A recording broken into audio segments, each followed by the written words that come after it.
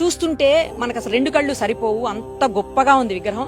ప్రస్తుతం మనం బాలాజీ జిల్లా ఏర్పేడు మండలం గుడిమల్లం అనే విలేజ్ లో ఉన్నాం. అసలు ఇక్కడ ఒక టెంపుల్ ఉంది, మీరు చూడొచ్చు, నా వెనకాల కూడా రాసింది పరశురామేశ్వర స్వామి వారి దేవస్థానం అని చెప్పేసి, అంటే శివాలయం అన్నమాట. మామూలుగా మనం ఇంత ముందు చూసాం, 100 ఏళ్లు మాత్రమే చూస్తున్నాము. ఈ టెంపుల్ మాత్రం 2000 సంవత్సరాల పైచిలుకు పాత పురాతన దేవస్థానం అని చెప్పాలి. ఒక రకంగా చెప్పాలంటే ఇదే మొదటి శివాలయం అని కూడా చెప్తా ఉన్నారు. క్రీస్తు పూర్వం 2-3 దశాబ్దాలు శతాబ్దాల నాటిది, అంటే ఎన్ని సంవత్సరాల క్రితంలో మీరు ఆలోచించుకోవచ్చు. దీన్ని బట్టి ఇది తిరుపతి నుంచి ఒక 18-20 కిలోమీటర్ల డిస్టెన్స్ లో ఉంది. అలాగే మనకి ఎయిర్పోర్ట్ నుంచి, ఇక్కడ ఎయిర్పోర్ట్ మనకు తెలుసు తిరుపతిలో ఉండదు, రేణిగుంటలో ఉంటుంది. ఆ ఎయిర్పోర్ట్ నుంచి జస్ట్ ఒక 6-7 కిలోమీటర్స్ డిస్టెన్స్ మాత్రమే ఉంది. చాలా పెద్ద దేవస్థానము. ఇలాంటి దేవస్థానాన్ని మనం ఇండియాలోనే ఎక్కడ చూడము. ఈ దేవస్థానానికి ఉన్న స్పెషల్ ఏంటో తెలుసా? అది చాలా ఇంపార్టెంట్ థింగ్. ఇక్కడ ఉన్నటువంటి విగ్రహము మనిషి రూపంలో చాలా చిన్నగా ఉంటుంది. పై వరకు కూడా, అంటే 5 అడుగుల పాటు ఉన్నటువంటి విగ్రహము. మిగతా టెంపుల్స్ లాగా శివలింగం ఏమి ఉండదు. బట్ పురుషాంగంలో ఉన్నటువంటి ఏకశిలలో స్వామివారు కొలువై ఉన్నటువంటి విగ్రహము. మీరు ఎక్కడా కూడా ఇలాంటిది చూడరు. ఇక్కడే ఫస్ట్ టైం, మేబీ ఇదే లాస్ట్ కూడా. ఇలాంటి విగ్రహం ఎక్కడా చూడలేము. జనరల్ గా దేవస్థానాలన్నీ పురావస్తు శాఖ ఆధ్వర్యంలో ఉండవు, ఎండోమెంట్స్ ఆధ్వర్యంలో ఉంటాయి. బట్ ఇక్కడ మాత్రం ఎండోమెంట్స్ ప్లస్ ఆర్కియాలజీ డిపార్ట్మెంట్ ఇద్దరు కలిసి మెయింటైన్ చేస్తున్నటువంటి పరిస్థితి ఈ దేవాలయాన్ని. మనం ఒకసారి లోపలికి వెళ్లి పంతులు గారితో మాట్లాడదాము, అలాగే చైర్మన్ గారితో కూడా మాట్లాడదాం. దానికి ముందు ఇక్కడ చాలా ఇన్ఫో ఉంది, ఆ ఇన్ఫో కూడా ఒకసారి చూద్దాం రండి. ఇదిగో, దేశంలో మరే చోట లేని విధంగా ఇక్కడ గర్భగుడిలో నిటారిగా ఉన్న ఎత్తైన లింగమే ఈ దేవాలయం యొక్క గొప్పతనం. ఇది ఎగుడు దిగుడుతో కూడినటువంటి విశాలమైన ముఖమును కలిగి ఉన్న ఒక స్తంభం వంటిది. దీని ముందు భాగంలో ఒక మరుగుజ్జు అయిన యక్షుని భుజాలపై గంభీరంగా సేద తీరుతున్న శివుని చిత్రం ఉన్నది. ఎస్, ఇప్పుడు నేను చూశాను కూడాను. కింద ఒక యక్షుడు ఉన్నాడు, ఆయన పైన భుజాల మీద స్వామివారు నిల్చున్నటువంటి చిత్రం అది. మందిరంలోని తవ్వకాలు చతురస్రాకారపు కంచి వంటి ఆకారాన్ని వెలికి తీశాయి. మనుషలింగాన్ని క్రీస్తు పూర్వం 2-3వ శతాబ్దంలో 2 అత్యంత పాలిష్ చేయబడిన రాతి వలయాల లోపల ఏర్పాటు చేశారు. ఈ దశలో నిర్మాణాత్మకమైన కవచం ఏది ఉనికిలోకి ఉన్నట్లు కనిపించదు.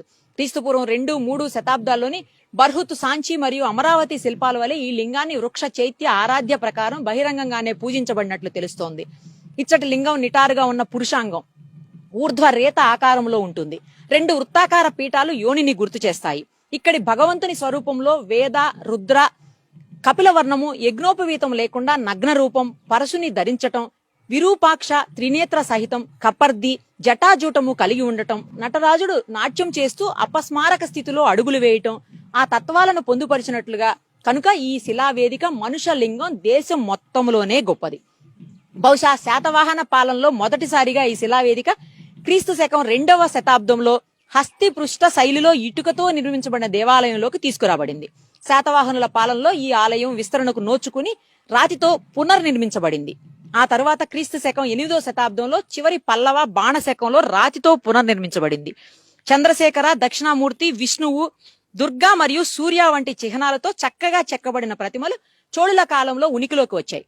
ఈ సమయంలోనే సూర్యునికి, దేవేరులతో కూడిన కార్తికేయుడికి, ఆనందవల్లికి చిన్న ఆలయాలను కూడా నిర్మించారు. భారత పురాతత్వ సర్వేక్షణ, అమరావతి మండలం. నేను అదే చెప్పాను కదా, ఇది ఎండోమెంట్స్ మాత్రమే కాదు, మీకు స్పెషల్ గా ఎండోమెంట్స్ తో పాటు ఆర్కియాలజీ డిపార్ట్మెంట్ కూడా ఇద్దరు కలిసి సమన్వయంతో చేస్తున్నటువంటిది. ఇంకొక విశేషం ఏంటంటే, ఇక్కడ సూర్యకిరణాలు ఉత్తరాయణం, దక్షిణాయనం 2 కలిపినటువంటి టైంలో, అంటే జూలై మాసం అంట, మేబీ ఆ జూలై నెలలో సూర్యకిరణాలు డైరెక్ట్ గా స్వామివారి ఏదైతే ఏకశిలా రూపం ఉందో ఆ శిలా రూపం మీద తాకుతాయని చెప్తున్నారు.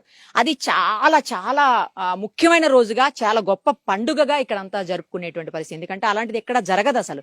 ఒక్కసారి ఈ దేవాలయాన్ని గనక దర్శించుకుంటే మనం ఏదైతే కోరుకుంటామో, ఏదైతే మనసులో అనుకుంటామో, ఏ అయితే మనకి బాధలు ఉంటాయో అవన్నీ తొలగిపోయి కోరిన కోరికలు తీర్చేటువంటి, మామూలుగానే శివుడు అంటే మనకు తెలుసు, మొక్కంగానే ఆయన మన కోరికలు తీర్చేటువంటి పరిస్థితి ఉంటుంది. బట్ ఇక్కడ ఉన్నటువంటి ప్రత్యేకమైన లింగము మరింత భక్తులకి అనుసంధానమై ఉంది అనటంలో ఎలాంటి సందేహం లేదు. ప్రస్తుతం మనతో పాటు ఈ ఊరికి సంబంధించినటువంటి ఆయనే చైర్మన్ గా ఉన్నారు టెంపుల్ కి. గత 30 ఏళ్లుగా ఆయన ఇక్కడే చైర్మన్ గా ఉన్నారట. ఒకసారి ఆయనతో మాట్లాడదాం, తర్వాత పంతులు గారితో కూడా మాట్లాడదాం. నిజానికి విగ్రహాన్ని డైరెక్ట్ గా చూపించడానికి లేదు, అందుకే నేను చూపించలేకపోతున్నాను. బట్ పిక్స్ అయితే ఉన్నాయి మన దగ్గర. ఆ లింగం ఆకారం ఎలా ఉంది అనేది మాత్రం మీరు దర్శనం చేసుకోవచ్చు. లక్కీలీ నిజరూప దర్శనాన్ని నిజరూప స్వామివారి దర్శనాన్ని నేను ఇప్పుడే చేసుకోగలిగాను నా అదృష్టం కొద్దీ. నిజంగా అసలు చూస్తుంటే మనకు అసలు రెండు కళ్ళు సరిపోవు, అంత గొప్పగా ఉంది విగ్రహం. ఒక రకమైనటువంటి బ్రౌనిష్ కలర్ లో ఉంది, 5 అడుగుల వరకు విగ్రహం ఉంది. చూస్తుంటేనే అసలు ఒళ్ళు గగురు పొడిచేలాగా విగ్రహం అయితే కనిపిస్తా ఉంది. అది అలంకరణ అయిపోయిన తర్వాత మనం అలా చూసేటువంటి అవకాశం ఉండదు. లక్కీలీ ఒక అభిషేకం రోజు మాత్రమే అందరికీ చూసే అవకాశం ఉంటుందట. సో అలా నేను కూడా చూడగలిగాను. తిరుపతి నుంచి చాలా దగ్గర కాబట్టి ఇటు సైడ్ ఎప్పుడు వచ్చినా ఒక్కసారి అయితే దర్శనం చేసుకోండి. జన్మలో ఒక్కసారి ఇలాంటి ఆలయాన్ని దర్శనం చేసుకుంటే మీకున్న బాధలన్నీ పోతాయి, అలాగే మీకు మంచి కూడా జరుగుతుంది. మీకే కాదు, మీ తరతరాలకి మంచి జరిగే అవకాశం ఉంటుంది. అంత గొప్ప ప్రత్యేకత ఉన్నటువంటిది, అలాగే పవర్ఫుల్ టెంపుల్ అని చెప్పాలి. నేను ఇందాక చెప్పాను కదా, ఉత్తరాయణం దక్షిణాయనంలో సూర్యకిరణాలు దేవుని రూపం మీద తాకుతాయి అని చెప్పేసి, ఇదిగో ఇక్కడి నుంచే తాకుతాయట. ఇక్కడ లోపల నుంచి సూర్యకిరణాలు ప్రసరించి స్వామివారి మూల విరాట్ ఏదైతే ఉందో ఆ విగ్రహాన్ని తాకుతాయి. అది కూడా ఒకటేసారి సంవత్సరానికి జూలై మంత్ లో జరుగుతుందని చెప్పేసి, ఉత్తరాయణం నుంచి దక్షిణాయనంలోకి మారే టైంలో, అది జూలై 20 నుంచి 30 మధ్యలో మాత్రమే